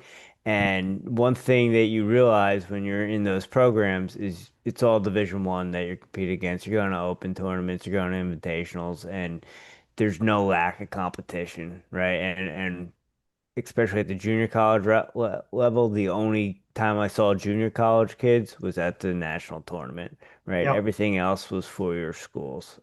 One last question I have for you. What do you got going on this summer? You going to the shore? Where's your beach of choice in New Jersey? Yeah, I really like the boardwalk there in Ocean City. Like, just being able to go down there, you still have a 10-cent skee ball, quarter pinball, hang out on the beach a little bit, get some, some good pizza, some ice cream. But so I'll spend a little time, doing that, but lots of travel. That's the big way. I unwind. My wife and I both love to travel. So we're going to Mexico, to Japan, Nice. A wedding out in Washington State. We were in New Zealand over winter break. So, that's my way to kind of unplug. In between that, I'll be recruiting a lot and doing stuff. But those times I try to unplug a little bit and just, have an adventure, experience another culture and do that. So looking forward to that. That's awesome. Coach, what's the favorite place you've been internationally? It's hard. Like probably the coolest trip was going to the base camp of Mount Everest, hiking up there Okay. and doing that. Best food, probably Thailand. Loved that trip because, the food was great, but it's, every place we go, it's, interesting and special, and love New Zealand. I could see moving there. Like it was great, great hiking, great, people were friendly, food was good, it was inexpensive, a bunch of things. So yeah, it's hard to pick one. Like my wife and I take turns picking where we're going. We always try to go to a new place, and definitely a lot of fun and exciting, to do that and then get back to the passion of, but it lets you reset a little bit and then get excited for the next season. Because love the coaching part, not always the administrative part without the full-time assistants. So. Well, I imagine with not the full-time assistants, you're probably doing the expense reports, huh? Yeah, I heard you ask Josh out. I'm doing all that paperwork and things, and sometimes trying to help our assistants that are going out and doing things do theirs too, because they shouldn't be spending extra time when they're part-time doing that. So, we try to get all that stuff and but it's definitely a great job, a great thing to do, and Rowan's a great place to be. And we love New Jersey and all it has to offer in our location. Being so close to Philly and New York, don't have to travel a lot to get to good meets. Heck yeah. I'm so old. I remember when it was Glassboro State. Yeah. Oh no, I know. It's so crazy. Even the change in the 11 years I've been here, like all the new buildings, all that stuff. Like when I started, I think we had 14,000 students. Now we have 25,000. Wow. And they're saying we're going to have between 35 and 40,000, by 2035. So 2040. So it's crazy, the growth, and, Henry Rowan giving that $100 million to kind of kickstart that, but the state backing it up and really, putting money into the school and the growth, and, our current president, his vision, and, adding the med schools and the vet school and all these things that are becoming huge draws for us, being one of the top undergraduate engineering schools in the country now. That academic component really does help us get a lot of good kids as well, because it's a place where they can get that without having the travel. We just were talking to a really good D1 transfer, and he was like, the travel every week of flying places and trying to keep up in my major. He said, like, what would that be like? And I said, we do fly some, but it's up to you, man. I said, you're good enough. Like, you can compete once and qualify for nationals and compete at nationals. Like, we're good otherwise, whatever works for you. But if not, have fun with it a little more. And that was what he was lacking, was he just wasn't having fun with it. He ran fast. He, did some pretty big things, but, that joy wasn't there. And, here he's like, well, maybe being part of a relay too and having a chance to win a team title. I didn't really have a chance to do that. So, I'm definitely going to consider this, because having all those things and still being at a really good academic school, transferring from a Power 4 where, it was well regarded for his major to another school that, is, a top 100 public research institution in the country. Like, those kind of things definitely help make a difference. And, and those Glassboro State alums are still really loyal to, and, 5 national titles as Glassboro State and a bunch of other trophies there. So we've tried to, kind of milk that. The shirt I have on right now, we give this to kids every kid, comes in here, gets this at some point, because we want them connected to all those guys, 367 All-Americans, multiple Olympians out of Rowan, multiple, U.S. qualifiers, D1 national champion back when you could do both. Yep. We're tied for second for the most men's outdoor D1 national titles, and we've never been D1, in the state of New Jersey. So those kind of things are pretty cool, and to tie that in really helps. And, I think the alumni appreciate it. Our kids appreciate what they're part of, and that makes it really nice. Well, we got to, Coach, you can put in a good word with the president. We'd love to see a wrestling program get started back up there at Rowan as well, too. Yeah, but I know we have a lot of good, our throws coach said if I got a chance to mention, he's from Paulsboro, and, Coach Calness, right? Program ever, and we have multiple guys from there. So we'll put that out there. But definitely, we have a club team. We still have people coming for that, but we'll see. I know with Title IX, it's been a hard thing. Yeah. Well, now we got women's wrestling, so but yeah, adding women's wrestling too, that could do it. We could get 2 teams now. Yep, I'll mention it to our new AD when he starts next week. We would love it. Tell him the Airey Bros asked for it, please. All right. Well, appreciate you guys doing it and you guys reaching out and promoting track and wrestling and a lot of the Olympic sports that are, maybe a little bit in the crosshairs here and this new thing after the House settlement. Yeah, absolutely. Anytime we get a chance to promote, cross country, track and field at any level, we're down for it. And when we get to talk with a New Jersey person, a New Jersey school, it makes it even better. So we do appreciate you joining us this evening, and safe travels this summer. Enjoy your trips, and hopefully we'll see you out in Wisconsin next year, and then we can get you on the top of the podium. We'll get you back on here. That's right. I didn't like you saying you're going to go out there and cheer for these Wisconsin schools when you're from New Jersey. So, but yeah, we got to say what we got to say, Coach. yeah, I get it. We got you, though. We know. So, hope we see you there. Thank you. We'll be in yellow. Take care. Have a good night, Coach. Thank you. Too. Bye. And we got one more. We're rolling tonight, Richie. I'm sweating. Yeah. Or.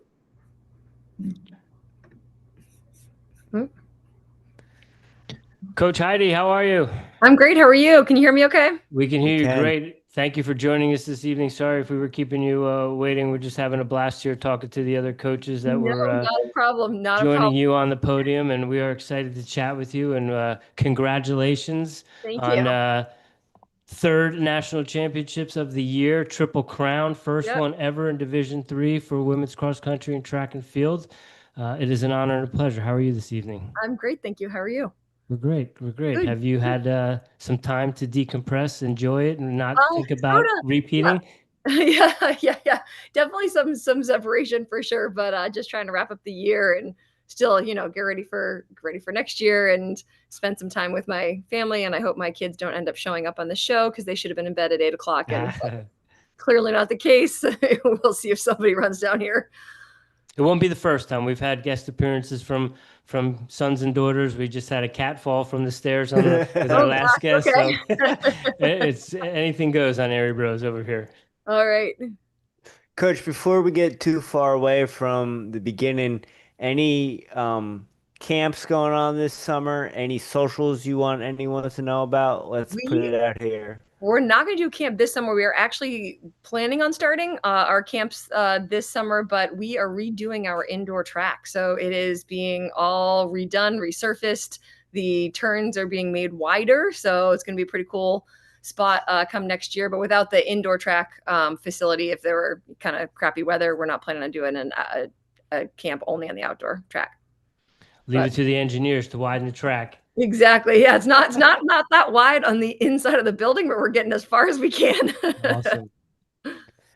Coach, so what is the biggest takeaways from this season from the national championship meet, where we know you guys had an outstanding performance, but now that you've had some time to think about it, what did you guys do good? What surprised you? What didn't you expect? Well, I think truly the takeaway is how much everybody, especially the seniors, were able to contribute to that win. And each one of the championships has been so different. We have been looking at them each very differently and very separately, and they all felt that way. So I think the biggest one for me at the end of the year, it's the end of a long year. It's the end of a lot of people doing a lot of work. It didn't surprise me that all the seniors were able to really contribute and step up. The juniors certainly as well too, but each one of them kind of made it their very best showing at their very last meet. So that was pretty special for me. Last one, best one, right? No better way to go out than that. Yeah, for sure. And you guys won the 4x4 to close out the meet. We did. Yeah, that was certainly a highlight. That was incredible. It was a great event. Yeah. You mentioned those seniors. So how many athletes are you going to have to replace? Well, on the team that was there, 6 major scoring members. So we have Alexis and M in the throws, and then Christina and Jillian. They both ran the 1500, and then Jillian ran the 5K, and Marina Miller 400 and 4x4, as well as Olivia Diaz on the 4x4. So those 6 women are graduated and don't have eligibility remaining. Okay. And I want to So, talk about replacing those athletes and what's coming in and rebuilding or reloading, I should say. But yep. correct me if I'm wrong. Did we hear on D3 Glories Days an athlete got hit with a lacrosse ball? Yes, that was a rough, a rough one in the middle of the championship. Yes, Crystal Montgomery, she should have run the 800 and she qualified. She was going to run great. She was ready to go. So we're excited to have her for next year. She'll be back, certainly running, but she had run the prelims of the 4x4 and then was inside the indoor track cooling down and then was on the ground stretching. And some high school students had snuck into the building and were ripping around a lacrosse ball and it smashed her in the head. Oh my So gosh. aside from that being just fairly a frightening incident for her, and we wanted to make sure she was okay. And she saw the physicians the next day, fully expecting. She was like, "Oh yeah, I'm good. After 24 hours, I'm good. Like no problem." She was expecting to run, but given her responses to some of their tests, they would not allow it.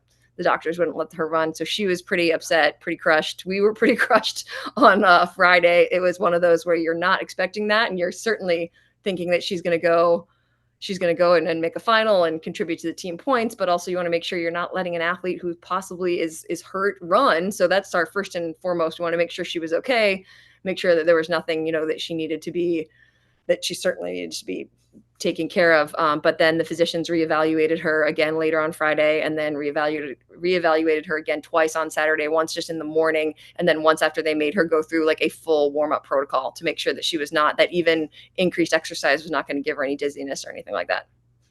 Was she concussed? No, they determined that given the severity of hers, they thought on Friday that it was a possible concussion. I think basically just by definition that she was hit in the head. And I think that they were doing a lot of tests with like light in her eyes and things like that. So they had no concerns, like major concerns, long term. But if she had truly been a concussion, they would have pulled her for 7 days. But they determined based on being able to evaluate her several times in a row that her symptoms were not that severe. Okay. Thankfully. Well, how do you have that conversation with, not being allowed to run, but then also with her teammates that are, we're not only we're trying to win a national title here, but we're trying to complete the Triple Crown. Yeah, well, I think that in the moment we just focused on her health, making sure she was okay. It's all right. At some point, she was being evaluated by one of the doctors, and Marina was running the prelims of the 400. I was like, I'll be right back. I'll come talk to you in a little bit. And so you're running around because there's so much happening during the meet that I think the conversation with her is tough too, because I think she wanted to push back and she wanted to argue with them a little bit more. And I think wanted us to be able to do that, to say, hey, no, you know what? She's fine. We're here for clearance. Like, just let her run. And I think, had it been her calf, had it been something that wasn't going to be a major issue possible long-term, that, she would have, or we would have felt a little bit better being like, oh, we think you're okay, but we didn't want to do that. So I think making sure that we were focusing on her health and her well-being. And the team was fine. They handled it really, really well. Things were going great. Things were going great that day. It was maybe only 45 minutes earlier that Alexis had set the D3 national record in the shot put. So there were a lot of things going really, really well that day. And I think the team really does kind of feed off of each other and they roll with a lot of momentum. And I think there was no question in their mind that they were all just there to support each other and do everything that they could. Each one of them, I think, had very strong performances, if not their very best performances across the board over 3 days. So I think that wasn't a worry overall, because we had an alternate there. She's a freshman, so I think she was a little bit nervous. But we told her, you're going to have to be ready to run. You're going to warm up with the team. You're going to do everything as if you were running the 4x4.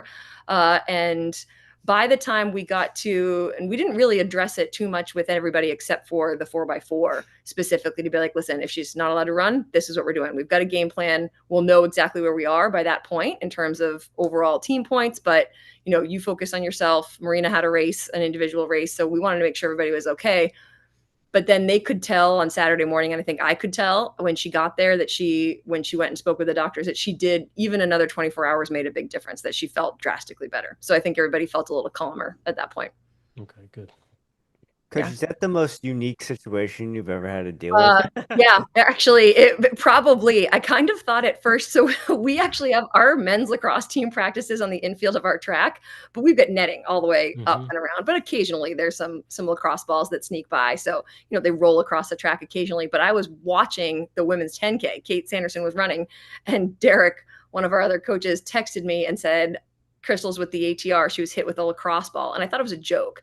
I thought it was kind of like, because we've had 2 students this year be hit with lacrosse balls, not very hard, and it wasn't a major issue. It was like, hitting the calf. But I thought it was a joke at first. And it certainly was one of the most unique and kind of challenging things to deal with. But Laura with the NCAA was great. And the physicians that they hired were really good. The Cleveland Clinic was there, and they kind of oversaw that. So it was nice to be able to be like, listen, I'm a coach and I certainly really want her to run, but at the same time, you guys are the medical professionals, you're the NCAA, you're going to deal with how this is possible or not.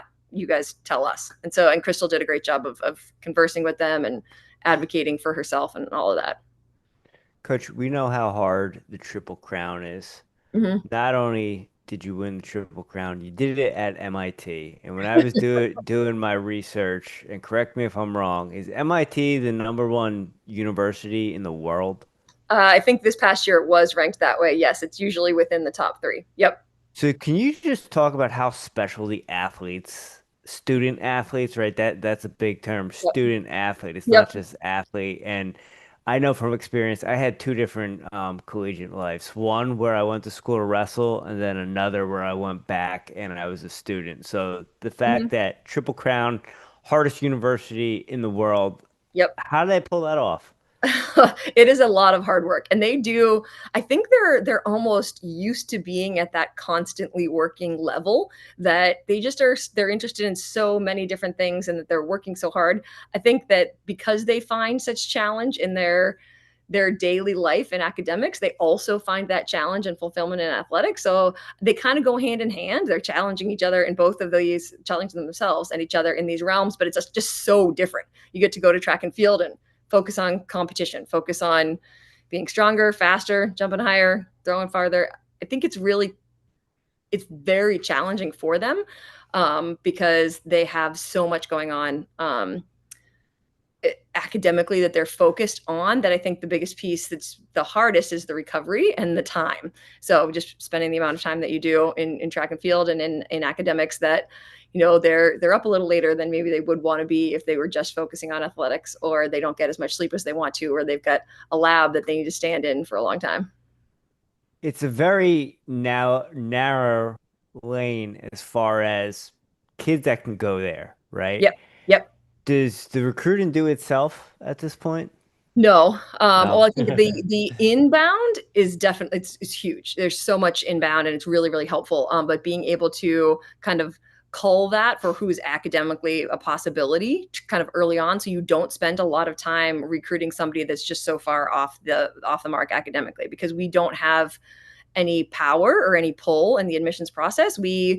We say to them, we can give input, but we don't have influence. So the applications that we support, some are accepted, some are not. And we don't know until about 6 hours prior to the athletes themselves know, the students, till they know. So we don't have a list that we're checking off that we know for sure. So we're doing a lot of work to make sure that you're focusing on people that if we see any red flags, or if there's anything that's, outside of the range that it should be academically or athletically, you're not trying to do exact what some other schools are trying to get, like huge volumes of people, because maybe you get 2 or 3, but they're not exactly in the athletic realm that you're looking for. Do we have a lot of really high inbound talent? Yes, definitely. But this whole process, I think, of not knowing that you'd be accepted till like a little bit later on makes some people a little bit shy to hang on, that once they get a firm offer, they're like, oh, you know what, I'm going someplace else, because they don't want to. But on the flip side, that then self-selects for a team that is 100% committed. They want to be at MIT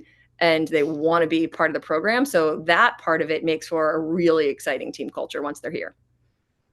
And Coach, I would imagine because it's such a high academic standing, in addition to the 3 new trophies, unlike maybe some other of your competitors at the Division III level, where maybe recruiting is a little bit more regionalized, you guys probably have a pretty geographically diverse roster? We do. Yep. Yeah. Certainly across the country, definitely. Do you have to deal with homesickness at all? Not so much actually. Really, it's different They than don't other have schools time that to I've think worked about with. it. No, they don't. They don't. I think that first years are there's not quite as much homesick, more like, oh my goodness, what have I done? What have I gotten myself into? This is so hard. But then by the time they're juniors and seniors, there's so much they're loving about Boston, about the school, that they see their families. Their families come to track meets, or they get the opportunity to go home. Fortunately, because we are 3 seasons, we try to build in a little bit of that downtime, whereas other sports, and I would find this even more challenging at MIT, if you're going to go like ridiculously hard for even 3 to 4 months with no break, we get a little bit more break, and we build in breaks, non-competition weekends or things like that, so students can have a little bit of that time to themselves, that it helps prolong being able to stay excited about it. I Coach, imagine because of go ahead. the tracks and facilities in Boston in the wintertime, you guys don't necessarily have to travel as much as maybe some of the other schools that We are don't. coming Yeah. towards you for Yep. those amazing facilities. Yes, we don't travel out of Boston if we really don't have to in the indoor season, and that helps a lot. We have to miss less class. You don't have to sit in a bus for 3 hours to get to a track. We're just across the river, so we can actually stay in class in the morning and be at the track meet and competing in the afternoon. Nice. Yeah. Coach, what's the off season looking like, and what's the cross country squad looking like? Cross country is looking great. We're excited. We're thrilled.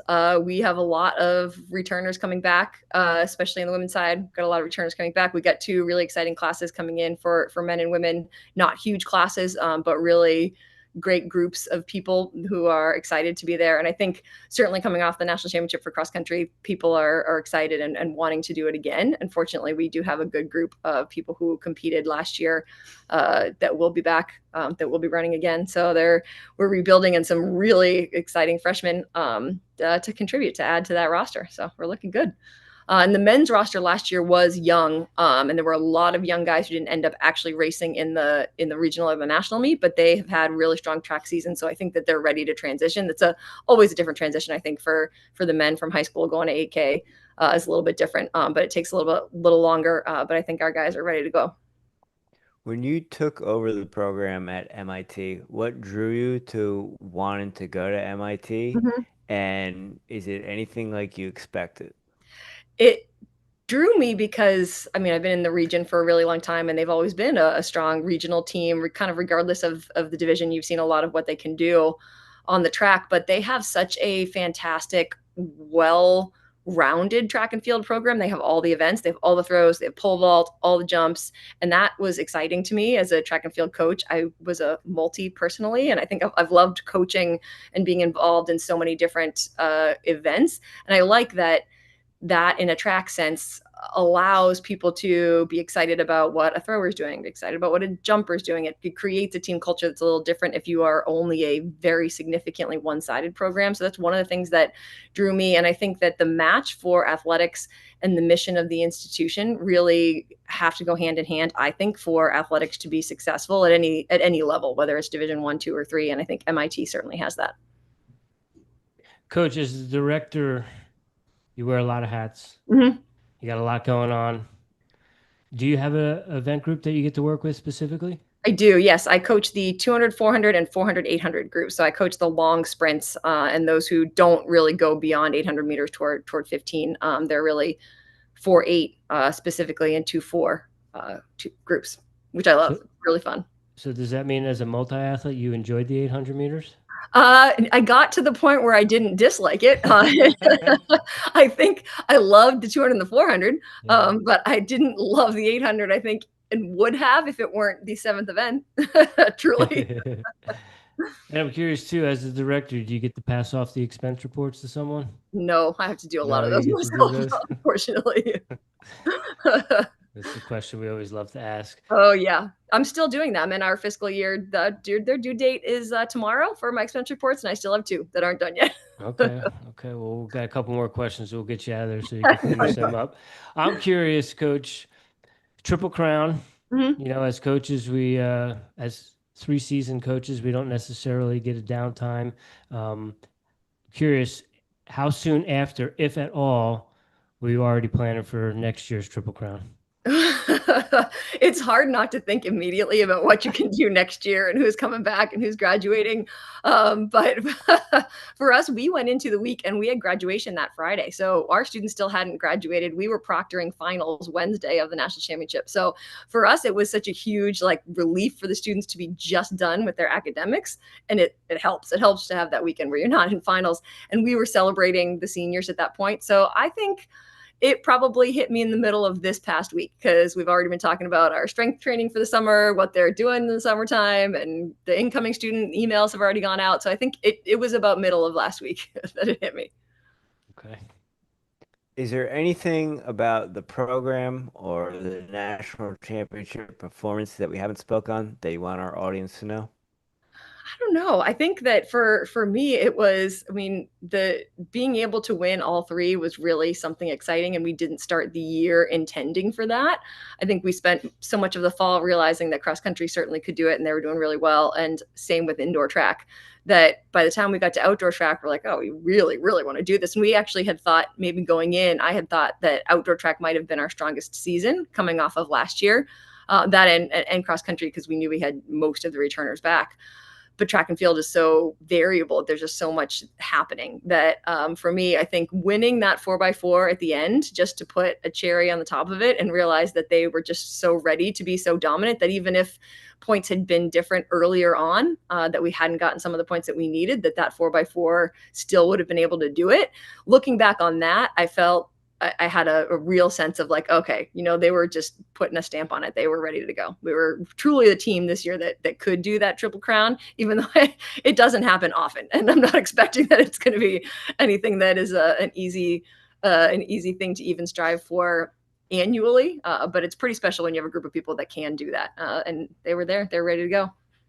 You are the director on the men's side too, correct? Correct. Yes. Is it one big team or are they two separate, distinct teams? One big team. It is absolutely one big team. So my follow-up to that is how the men handling it and has a little fire under them. Yep. Well, I think in general, the men had won cross country and outdoor track and were half a point from the indoor track title the year prior to me starting. So there's certainly a coming off of those types of performances. And not necessarily like a lull or a rebuild, but there were so many very experienced people on those teams that were seniors or fifth years that it was a little bit of some underclass students getting some more experience and getting the chance to, it's not even rebuild. That's not it. It's just sort of the reinvigoration of where we are. And are we a national championship team? Are we a top 5 team? Like, where do we fit? Because so many of the people that had established that for years had graduated. And now, the men, absolutely. They're ready to go. They're ready to go too. I think that it's, they're in the top. I mean, the men were very good. This year, we just have a few more pieces to put together. Outdoor season, we had a decent number of injuries on the men's side, which was kind of a bummer, that this kind of crept up on us. That I think this year we'll be well prepared for that, and they're excited to go. And I think that they're as excited for the women. They're not feeling like they're upset that they didn't do it as much as they are excited for the women and wanting to be right back there again too, because they weren't far enough. They hadn't separated that far from when they did it.